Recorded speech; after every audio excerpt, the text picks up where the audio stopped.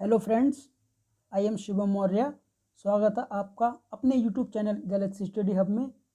ये video basic important knowledge के लिए है, जिसमें मैं आपको कुछ मोस्ट इम्पॉर्टेंट मात्रकों को चेंज करना बताऊंगा, जो कभी कभी कन्फ्यूज़न पैदा करते हैं, लेकिन एग्ज़ाम के पॉइंट ऑफ व्यू से काफ़ी इम्पोर्टेंट हैं। इस वीडियो को आपको केवल ध्यान से समझना है। Concentrate is most important for this video. मैं अपने चैनल पर एनटीपीसी का प्रीवियस सेट स्टार्ट करने वाला हूं, जिसका मैं अपने चैनल पर अलग से वीडियो बनाकर इसकी जानकारी दूंगा। तो देर ना करते हुए अपने अपने सेशन को स्टार्ट करते हैं।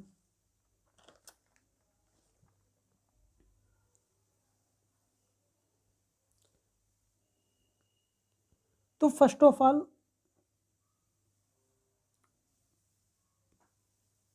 हमको समझना होगा यूनिट के बारे में, यानी मात्रक।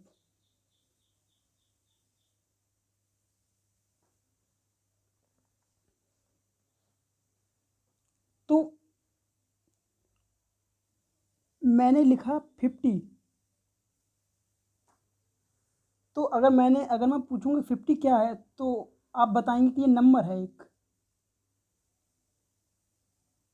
ठीक, नंबर है। और मैंने अगर लिख दिया 50 मीटर, इसके आगे लगा दिया मीटर। ठीक, तो आप बोलोगे नहीं, ये नंबर नहीं, ये दूरी की बात हो रही है यहाँ। तो तब आप बोलेंगे कि ये दूरी की बात हो रही है यहाँ पर, यानी कि ये मीटर जो है वो 50 को आइडेंटिफाई करने लगा, आइडेंटिटी करने लगा कि 50 जो है वो एक दूरी को मतलब आइडेंटिटी करने लगा। अगर मैंने 50 के आगे केजी लगा दिया, 50 के आगे लगा दिया केजी, तो अब ये जो केजी है ना, केजी 50 को आइडेंटिटी कर रहा है कि आइडेंटिटी करने लगा कि ये 50 क्या है, 50 केजी वजन है, ये वजन। ठीक है ना। अगर मैंने 50 लिखा, 50 लीटर, ठीक, ये मात्रक है। तो लीटर क्या है, लीटर बता रहा है कि 50 लीटर, लीटर बता रहा है कि 50 लीटर के बारे में बता रहा है, लिक्विड के बारे में बताएगा कुछ ना कुछ। ठीक, अब इसमें मैंने जैसे कि अब इसको और अच्छे से अगर समझेंगे तब देखिए आप, जैसे कि स्टिक है, ये एक छड़ है हमारे पास। ठीक है, ये छड़ है, इसके मैं 3 हिस्से कर देता हूँ। 3 हिस्से नहीं, मतलब ऐसे ही 3 हिस्से करके बताते हैं। अब पहले क्या होता था, जब ये मात्रक नहीं थे तो उस टाइम क्या होता था, धागा लेते थे हम लोग, धागे से इसको नापा। ठीक, ये धागा हमारा, इसको यहाँ से तक नापा, फिर इसी धागे से यहाँ तक नापा ऐसे, फिर इसी धागे से यहाँ तक नापा, यहाँ नापा, यानी कि दिक्कत बहुत ज़्यादा होती थी पहले के टाइम में। ठीक है ना। तो अब इसको हमने नाप लिया। ठीक, अब इसी को आसान बनाने के लिए हमने मात्रकों को बनाया। ठीक, मात्रकों को बनाया, जिसमें अब हम करते क्या हैं,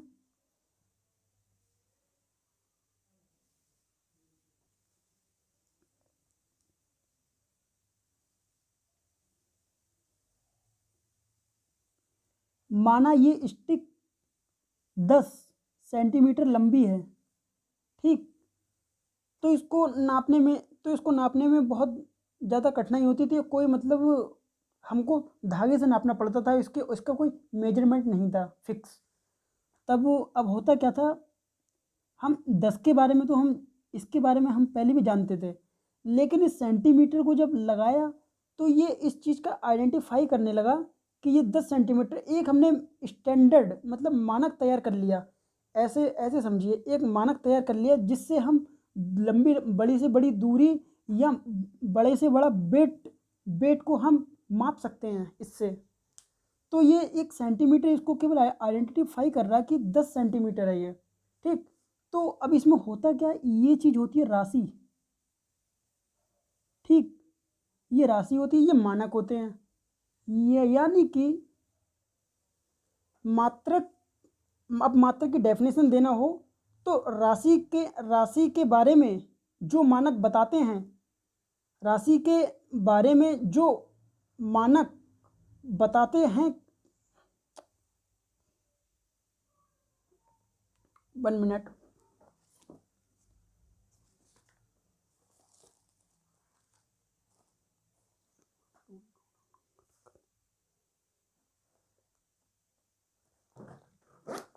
हट जाएगा।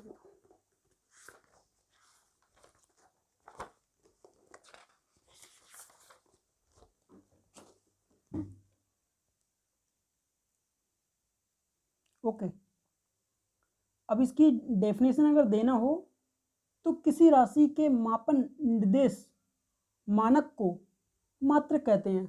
ठीक, तो ये तो हुआ मात्रक की बात। अब हम आगे बढ़ते हैं। अब हम देखते हैं इसमें system of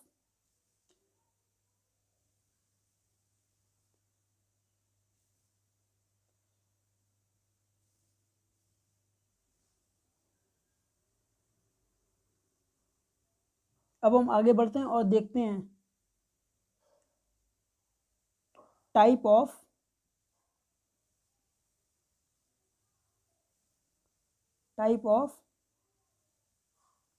unit system. Type of unit system, तो यूनिट सिस्टम होते हैं आपके दो टाइप के। पहला टाइप क्या होता है, सीजीएस पद्धति, और दूसरा टाइप होता है, सीजीएस का मतलब ये सेंटीमीटर और ये ग्राम। ठीक, ये सेकंड हो गया। और अगला आता है एसआई पद्धति। एसआई पद्धति में ये इंटरनेशनल सिस्टम हो गया पद्धति। तो ये तो पद्धति होती हैं, ठीक है ना, यूनिट्स की। अब इसमें देखिए आप, जैसे कि हमने लिखा बल, फोर्स। अब फोर्स का यूनिट एसआई पद्धति में और सीजीएस पद्धति में देखिए आप। अब एसआई पद्धति में फोर्स का यूनिट होता है न्यूटन, एसआई पद्धति में, ओके। और सीजीएस पद्धति में होता है इसका मात्रक डाइन, ओके। अब इन दोनों का जब हम कंपेयर करते हैं तो देखिए 1 न्यूटन इज इक्वल टू होता है 10⁵ डाइन। ये आपको याद करना पड़ेगा, बहुत इंपॉर्टेंट है ये।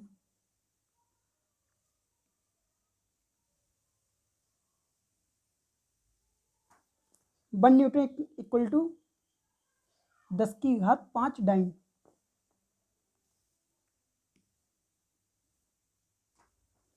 तो इसमें अब हम देखते हैं कि न्यूटन, अब जब हमें इस चीज़ को न्यूटन में लिखना पड़ेगा, बल का मात्रा न्यूटन में लिखना पड़ेगा, तो तो तो हमको एक लिखना पड़ेगा। और ये जो न्यूटन इसका मात्रक है, ये आइडेंटिफाई कर रहा है इसे, वन को। और डाइन में लिखने के लिए, उसी चीज़ को डाइन में लिखने के लिए हमें 10⁵ लिखना पड़ेगा। यानी कि जब इक्वल का साइन लगा है तो ये और ये दोनों इक्वल हैं, ठीक है ना। जिस चीज़ को हमें न्यूटन में लिखने के लिए एक लिखना पड़ेगा, उसी चीज़ को सेम हमको लिखने के लिए 10⁵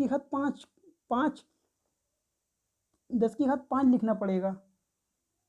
और हम देखते हैं अगला यूनिट, बहुत इंपॉर्टेंट है ये। अगला देखिए वर्क। इसमें भी हम जानते हैं एसआई और सीजीएस। इसमें यूनिट देखिए, एसआई यूनिट में जूल होती है और सीजीएस में होता है अर्ग।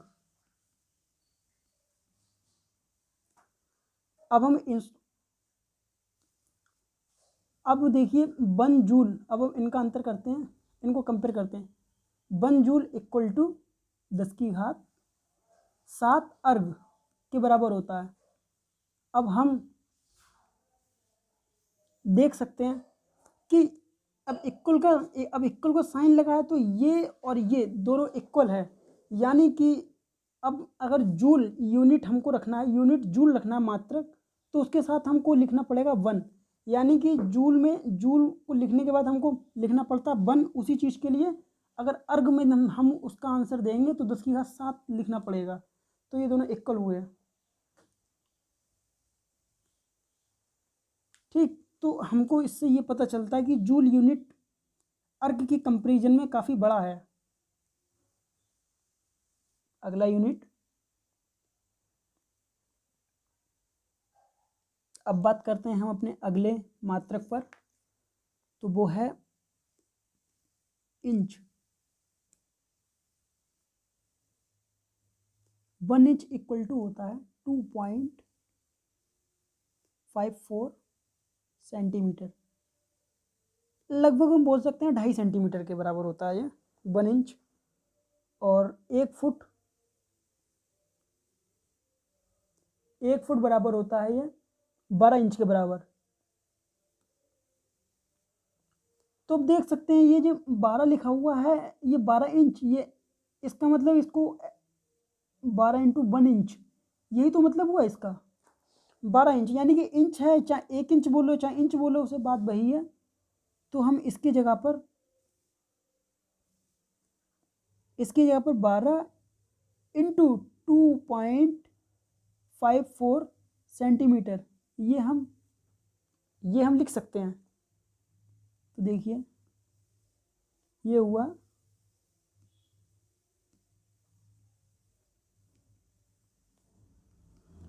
12 चौक 48 के 8, 12 पंजे 60, 64 25 24 30। ठीक, तो अब हम ये सेंटीमीटर हुआ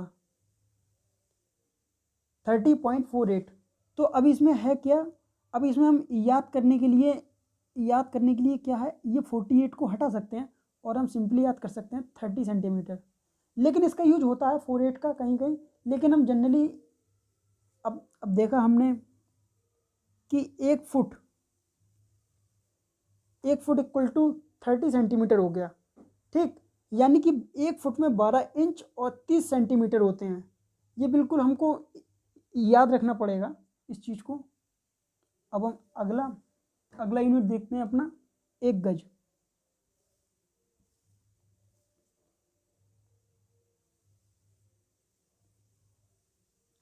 एक गज ये इक्वल टू होता है 0.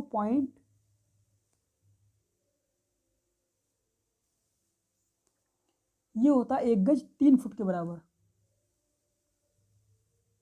फुट कहिए या फीट कहिए वो एक ही चीज़ है।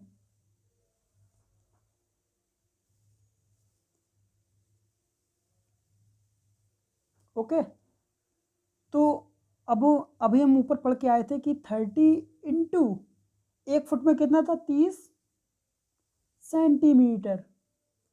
तो 1 गज 90 90 सेंटीमीटर। ठीक, ये हुआ 90 से 1 गज में 90 सेंटीमीटर। लेकिन हमको एक चीज़ समझना पड़ेगी।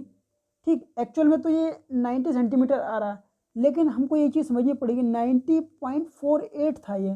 ठीक है ना, जिसको हमने 48 तो यहाँ पर मेंशन ही नहीं किया। तो अब होता क्या है ऐसी कंडीशन में, ये 90 ना आ करके ये आता है आपका 91 सेंटीमीटर। ठीक है, 1 गज में ये 91 सेंटीमीटर आता है। ठीक,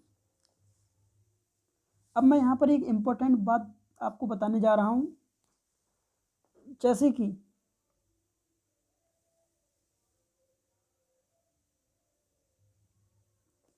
कि मैंने लिखा यहाँ पर 1 मीटर। 1 मीटर में कितने सेंटीमीटर होते हैं, तो आप बताएंगे 100 सेंटीमीटर होते हैं। ठीक, और मैंने कहा कि 10 मीटर को चेंज कीजिए सेंटीमीटर में, तो आप क्या करेंगे 10 लिख देंगे इंटू 100 सेंटीमीटर यहाँ उतार देंगे। ठीक, तो ये हो जाएगा 1000 सेंटीमीटर। यही तो करेंगे ना आप लोग। तो आपने भाई क्या किया, ये मीटर जो है वो है बड़ी यूनिट और सेंटीमीटर छोटी यूनिट है। यानी कि जब हम बड़ी यूनिट से छोटी यूनिट में जब बदलते हैं किसी चीज़ को, तो हम मल्टीप्लाई करते हैं वहाँ। ठीक है ना, उस चीज़ से मल्टीप्लाई करते हैं। जैसे कि 1 मीटर में 100 सेंटीमीटर, तो हम 100 से मल्टीप्लाई करेंगे यहाँ पर। बड़ी यूनिट से छोटी यूनिट में जब भी बदलेंगे तो मल्टीप्लाई करेंगे। और ऐसे ही देखिए, जैसे एक एग्जांपल और देता हूँ मैं। हमको बदलना है 1000 सेंटीमीटर को मीटर में। तो इसको मीटर में बदलना है, तो हमको करना क्या है, अब मीटर में बदलना है, ठीक। तो अब हमको करना क्या पड़ेगा, जैसे कि हमने पहले पढ़ा था 1 मीटर इक्वल टू 100 सेंटीमीटर। तो यहाँ सेंटीमीटर को ऐसे ही रखिए आप, और ये इसको नीचे ले आइए 100 को, तो ये मीटर हो गया। यानी कि 1 सेंटीमीटर इक्वल टू 1/100 मीटर।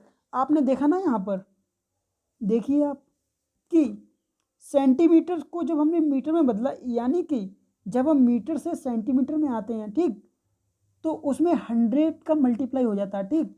जब हम सेंटीमीटर से मीटर में जा रहे हैं, यानी कि जब हम छोटे यूनिट से बड़े यूनिट में जाते हैं, तो वहाँ पर क्या हो रहा है, भाग हो रहा है, ये डिवीज़न।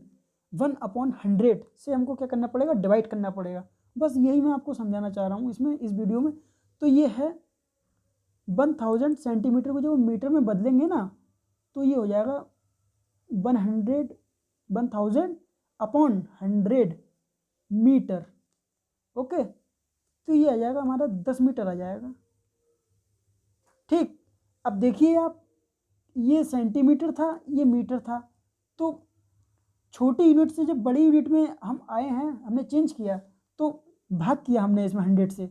जब बड़ी यूनिट से छोटी यूनिट में, तो डिवाइड, तो हम मल्टीप्लाई करते हैं। बस ये चीज़ इसमें हमको बहुत ज़्यादा ध्यान देने योग्य है। ओके, तो अपने अगले यूनिट में आते हैं। अब हमने यहाँ देखा था कि 1 गज इज इक्वल टू आया था 91 सेंटीमीटर, ठीक। अब देखिए यहाँ पर 91 सेंटीमीटर था। अब हमको अगर इसमें बदलना पड़ेगा मीटर में इसे, ठीक, तो हमको क्या करना पड़ेगा, 100 से मल्टीप्लाई। तो ये आ जाएगा, पॉइंट पीछे कर देंगे तो आ जाएगा 0.91 मीटर। यानी कि 1 गज अगर हमको मीटर में लिखना है, तो 0.91 मीटर लिखेंगे, ठीक। ये हो गया। अब अगला यूनिट में आते हैं हम, मील।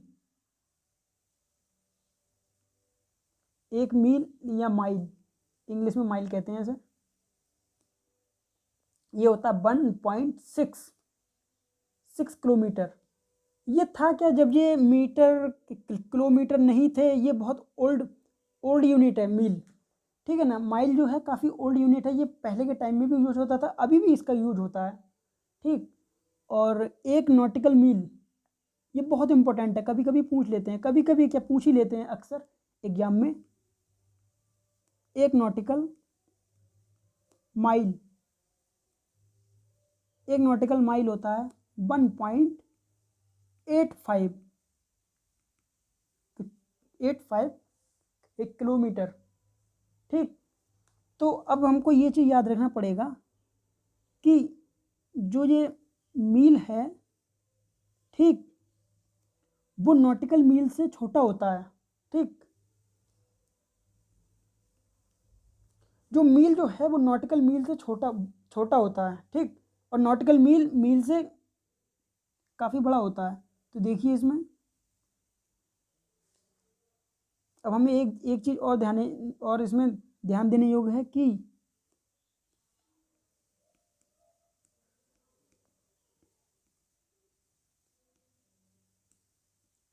नॉटिकल मील को ही हम कहते हैं समुद्री मील। ओके, नॉटिकल मील को ही हम समुद्री मील कहते हैं, क्योंकि जो समुद्र का जो लेंथ होती है, समुद्र का जो एरिया हम मेज़र करते हैं, जो लेंथ मेज़र करते हैं, वो हम नॉटिकल मील से ही करते हैं। नॉटिकल मील की जो लेंथ होती है, जो मेज़रमेंट है, इसी के द्वारा करते हैं हम। ओके, तो इससे हम समुद्र का मेज़रमेंट करते हैं। और अगला यूनिट पे आते हैं। अब इसी में एक चीज़ और इम्पोर्टेंट है, मील को दिखाने में किलोमीटर का, ठीक, इसका यूज किए थे हम। अगर हमसे पूछा जाए फिट में, ठीक, 1 nautical mile is equal to कितना फिट होता है, तो ये होता है 60-80, यानी कि 6080 फिट। 6080 फिट एक नॉटिकल माइल की लंबाई वो होती है।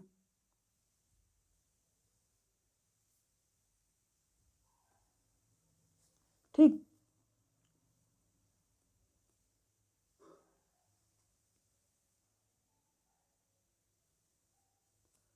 और 1 मील इक्वल टू होता है 5280 फिट, और 1 नॉटिकल मील इक्वल टू था 6080 फीट।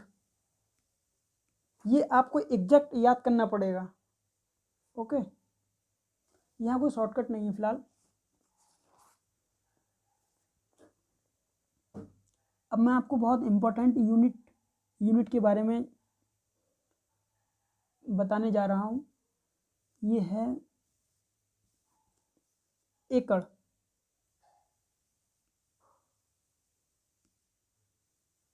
ओके, जैसे हमने लिया 1 एकड़।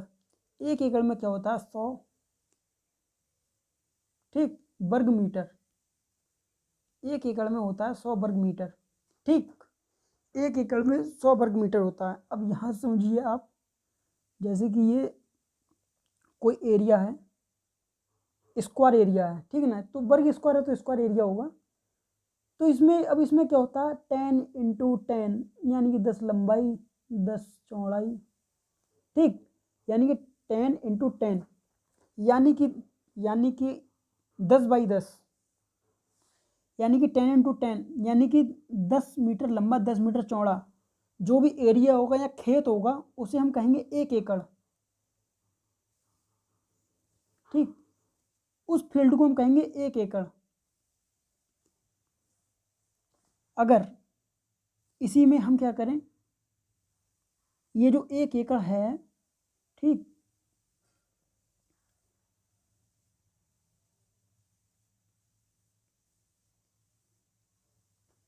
एक एकड़ के 100 पार्ट लेकर, यानी 100 हिस्से लेकर, 1 एकड़ जैसे लैंड के या भूमि के 100 हिस्से आपस में अगर जोड़ दिए जाएं, ये सब 1 एकड़ हैं, ठीक, सब 1 एकड़ हैं।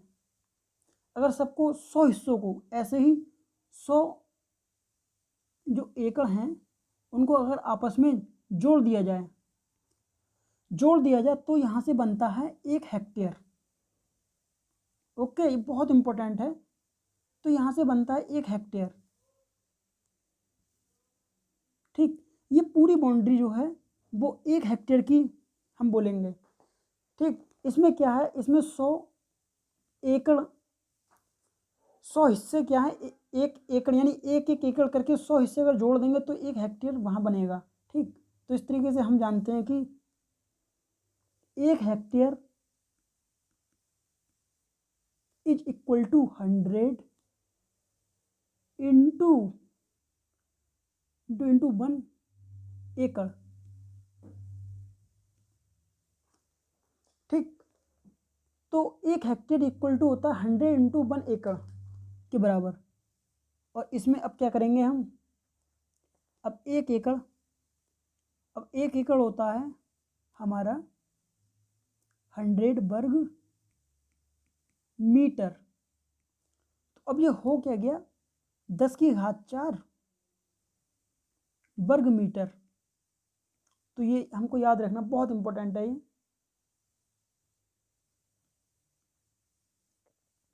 1 हेक्टेयर इज इक्वल टू होता है 10 की घात 4 वर्ग मीटर। ये बहुत इंपॉर्टेंट है, ये आपको याद रखना ही पड़ेगा, ठीक।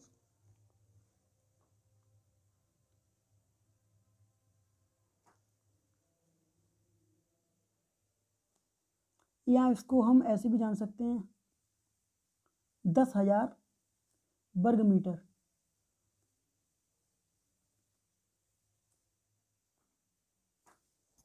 ठीक। अब हम देखते हैं अपना अगला मात्रक, ये है लीटर। लीटर के बारे में बात करते हैं, बहुत इंपॉर्टेंट है ये, इसके बारे में बिल्कुल भी डाउट नहीं होना चाहिए आपको। 1 लीटर होता है 1000 सेंटीमीटर क्यूब। अब भाई जहाँ पर क्यूब आ गया, जिस यूनिट पे क्यूब आ गया तो वहाँ पर आयतन की बात करते हैं, वॉल्यूम, ठीक है ना, वहाँ हम वॉल्यूम की बात करते हैं। तो देखिए अब इसमें होगा क्या, ये होता क्या है, 1000 ये लिखा ना, जैसे कि 10 इंटू 10 इंटू 10 सेंटीमीटर क्यूब, यानी कि 1 सेंटीमीटर इसमें लगा होगा, एक इसमें लगा होगा, एक इसमें लगा होगा, ठीक है ना। अब वॉल्यूम में होता क्या है, वॉल्यूम में ये होता है, ये होगा लेंथ, ये ब्रिथ, ये हाइट हो गई। तो ये भी 10 होगा, ये भी 10 होगा, ये भी 10 होगा। अगर आपका जो बर्तन है वो अगर गोल है सिलेंडर की तरह, तो उसमें रेडियस लेके हम उसका एरिया, उसका जो वॉल्यूम होगा उसको निकालेंगे हम। तो यहाँ पर ये है, अब देखिए 1 लीटर 1000 सेंटीमीटर का क्यूब। अब मैंने बताया था कि सेंटीमीटर को अगर मीटर में अगर चेंज करना है तो हमको भाई क्या करना पड़ेगा यहाँ पर, तो मैंने अभी आपको बताया था कि ये छोटा यूनिट है, इससे अगर बड़ा यूनिट अगर हम बदलेंगे तो हमको यहाँ पर क्या करना पड़ेगा, भाग करना पड़ेगा, ठीक है ना। तो 1/100 मीटर, और ये पूरे पे मैं बिल्कुल बेसिक तरीके से बता रहा हूँ आपको, बिल्कुल बेसिक तरीके से, क्यूब इस पूरे पे आ जाएगा क्यूब। ऐसा नहीं है कि ये 100 नीचे लिख देंगे हम और क्यूब नहीं आएगा, तो पूरे पे आ जाएगा, क्यूब आ जाएगा। ओके, तो देखिए यहाँ पर 1000 जब इस पर क्यूब आ जाएगा तो यहाँ पर 6 जीरो आ जाएंगे।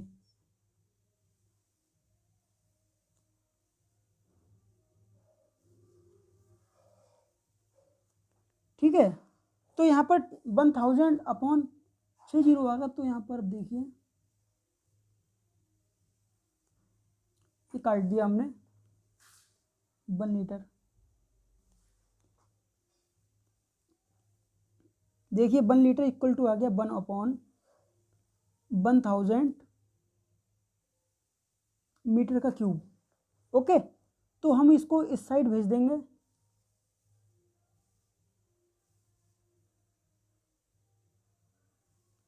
One metre cube equal to 1000 litre, तो ये हमको मिला, यानी कि 1 मीटर क्यूब में होता है 1000 लीटर। अब 1 metre cube equal to 1000 litre, इसको हम समझते हैं थोड़ा, ठीक है। तो मैंने लिखा है 1 metre cube equal to 1000 litre, इस चीज़ को समझते हैं थोड़ा। देखिए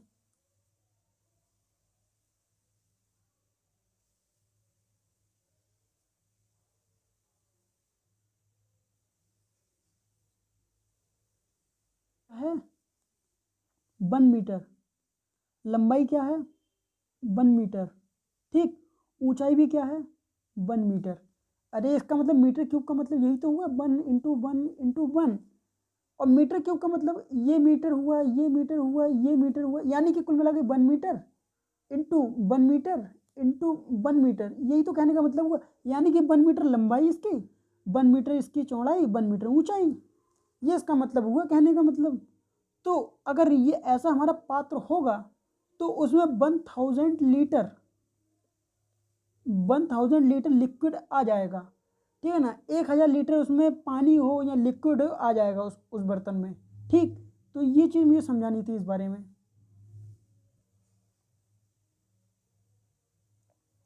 अब देखते हैं हम 1 पाउंड में, अब यूनिट है हमारा पाउंड, बहुत इंपॉर्टेंट है, ये भी पूछ सकते हैं का एग्जाम में। 1 पाउंड ये होता है 453 ग्राम, ठीक है ना। 1 पाउंड होता है 453 ग्राम के बराबर, 453 ग्राम के बराबर होता है। और ये जो पाउंड होता है ये करता है मास को मेज़र, मास या फिर वेट को ये मेजरमेंट है, ये वेट को दिखाता है, ठीक है ना। पाउंड ये हो गया 453 ग्राम। अब आप जानते होंगे, जैसे कि मैं आपको बता रहा हूँ, जैसे कि शेर का जो जबड़ा होता है, शेर के जबड़े को जब हम मापते हैं कि इसमें कितनी ताकत होती है, फोर्स यानी कितनी क्षमता होती है शेर के जबड़ा या कुत्ते का जबड़ा है या किसी का जबड़ा है,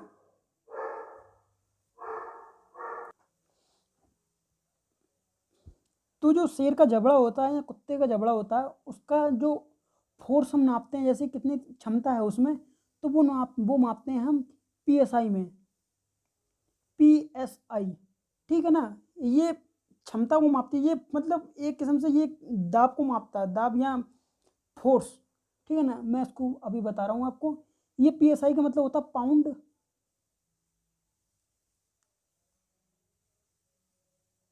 पाउंड पर स्क्वायर इंच, यानी कि इसका मतलब होगा पाउंड, ठीक, इंच का स्क्वायर, ठीक, यानी कि पाउंड पर स्क्वायर इंच। तो ये इसका मतलब हुआ। अब देखते हैं, जैसे कि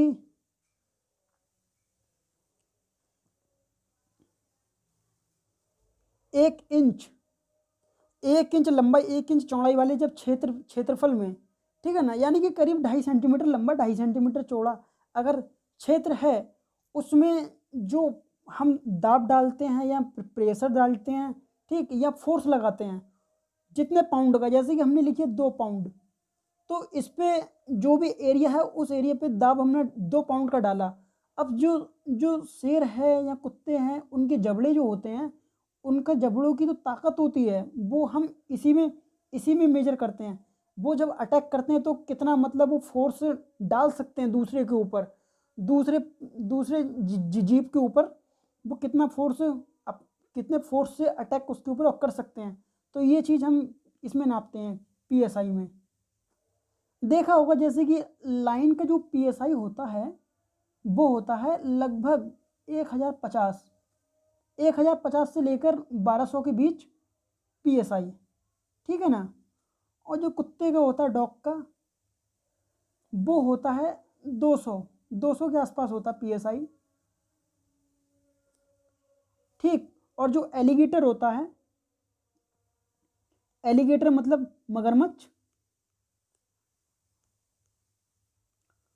उसका लगभग 3000 के आसपास होता है पीएसआई। ओके, तो अब बची है लास्ट यूनिट। तो इसको देखिए आप, एक अज़्व शक्ति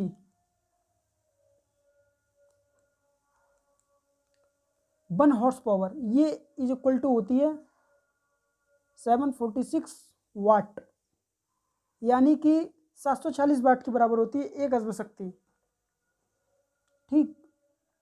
तो ये आपको याद रखना, ये मैंने कुछ इंपॉर्टेंट यूनिट्स आपको बताई, लेकिन ये सब बेसिक थी मतलब बेसिकली मैंने आपसे वीडियो के स्टार्टिंग में ही आपको बताया कि ये वीडियो बेसिक इन्फॉर्मेशन के लिए है। और बेसिक चीज़ें जब ये एग्ज़ाम में आ जाती हैं, तो अगर इन चीज़ों को नहीं हम जानेंगे तो एग्ज़ाम में कहीं ना कहीं गलत हो जाता है हमारा जो क्वेश्चन रहता है। तो अगर आपको ये वीडियो पसंद आई हो तो हमारे चैनल को लाइक एंड सब्सक्राइब कीजिए। Thank you.